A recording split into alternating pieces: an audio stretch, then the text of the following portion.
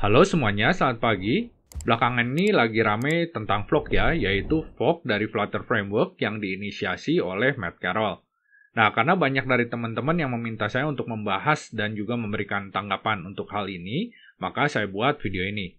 Mungkin agak panjang, namun supaya tidak salah paham atau tidak salah tangkep, sebaiknya nonton videonya jangan dilompat-lompat ya. Kalian tonton sampai habis. Nah, kita mulai dari latar belakangnya dulu. Latar belakang dari Matt Carroll membuat vlog ini adalah karena dia merasa bahwa pengguna Flutter sangatlah banyak. Nah, ini memang fakta ya, berdasarkan survei dari JetBrains, pada tahun 2023, pengguna Flutter itu sudah mencapai 46% dari seluruh responden. Lalu yang kedua adalah, Flutter itu mendukung banyak platform. Dan untuk scope dan tanggung jawab sebesar ini, tim Flutter itu dirasa sangat kurang. Tebakan dia, tim Flutter itu terdiri dari sekitar 50 orang. Tapi ini baru tebakan dia ya.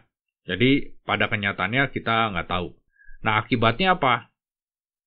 Akibat dari kurangnya tim Flutter, yang pertama itu adalah fitur atau bug fixing yang ditawarkan oleh komunitas atau kontributor eksternal itu bisa ngantri lama sampai akhirnya tim Flutter mulai mereview.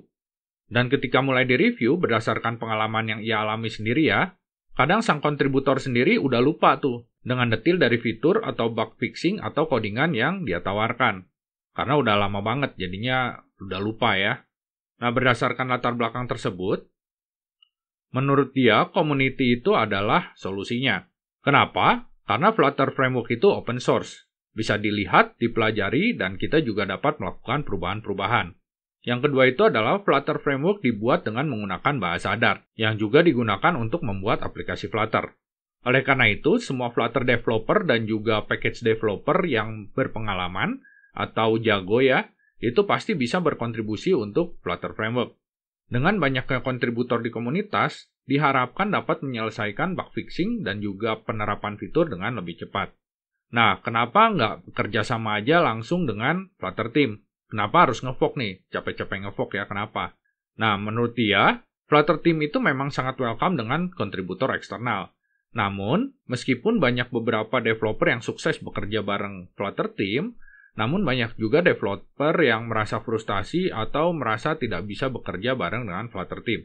Beberapa penyebab yang dirasakan itu adalah reviewer yang terbatas. Ya, jumlah reviewernya terbatas, lalu segala sesuatunya itu memakan waktu yang lama dan selalu tentang hal-hal yang kurang penting. Ini sekali lagi menurut dia ya. Lalu cara berkomunikasi, menurut dia kebanyakan dari Flutter Team terlihat memiliki cara berkomunikasi tertentu yang tidak sesuai untuk diterapkan karena banyaknya jenis kepribadian orang-orang di dunia. Nah, itulah sebabnya dia menginisiasi apa yang disebut dengan vlog atau disebut juga dengan Flutter Plus. Nah, di sini perlu digarisbawahi ya, bahwa dia, Matt Carroll ini, membuat vlog itu bukan dengan niat untuk memecah komunitas Flutter.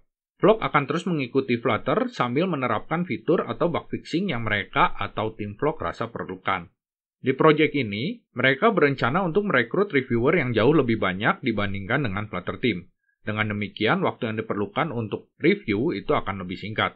Lalu, mereka juga akan berusaha untuk mempermudah proses kontribusi, mengoptimasi kebijakan dalam memberikan kontribusi, menggunakan kesuksesan dalam berkontribusi di vlog untuk mengajak lebih banyak orang untuk berkontribusi. Dan yang terakhir, memanfaatkan relasi tim vlog dengan company untuk mengidentifikasi kebutuhan pasar.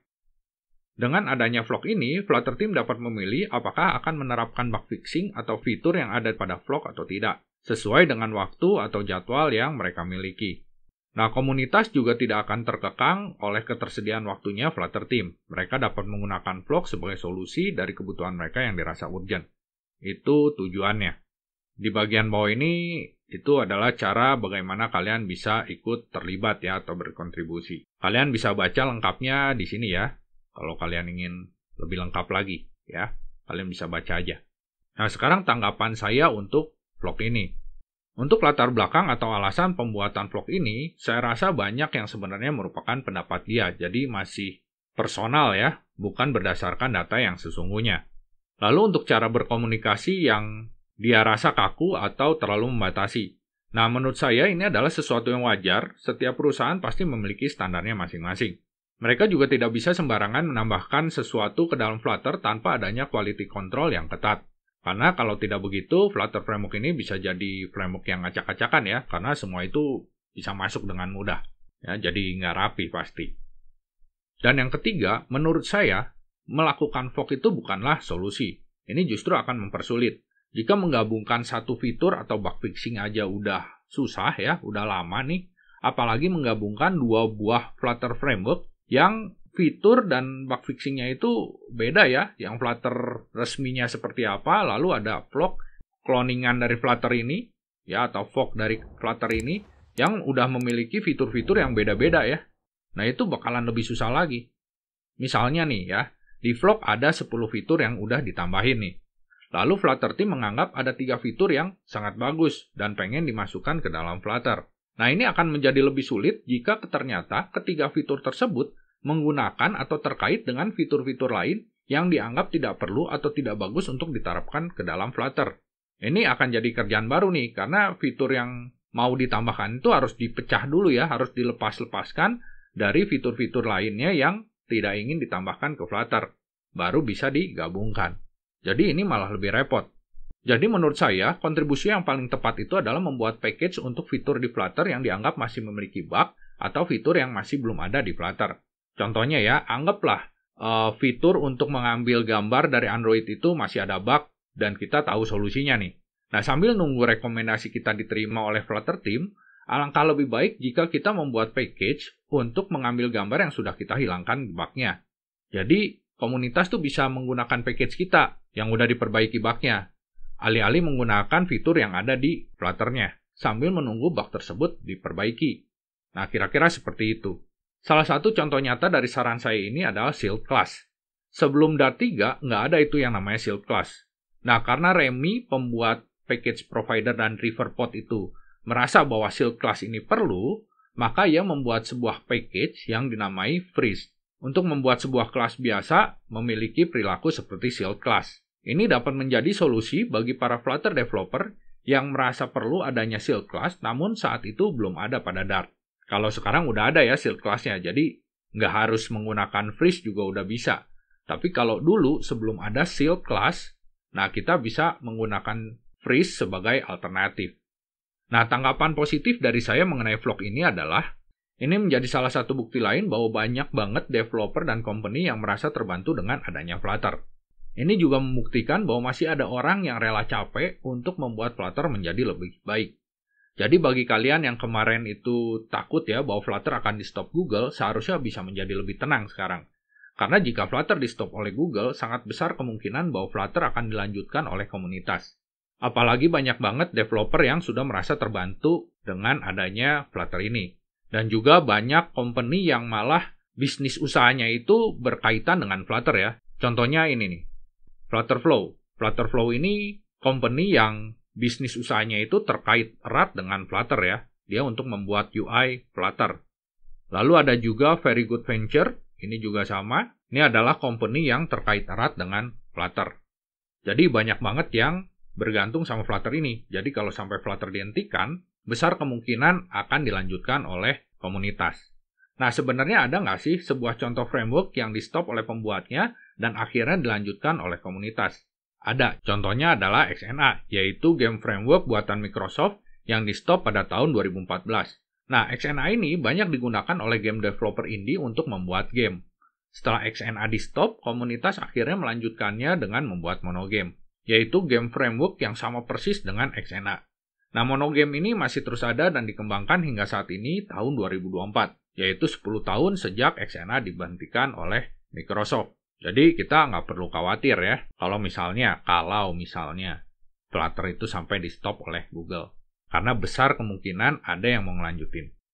Nah, sekarang saran saya bagi para developer Flutter nih.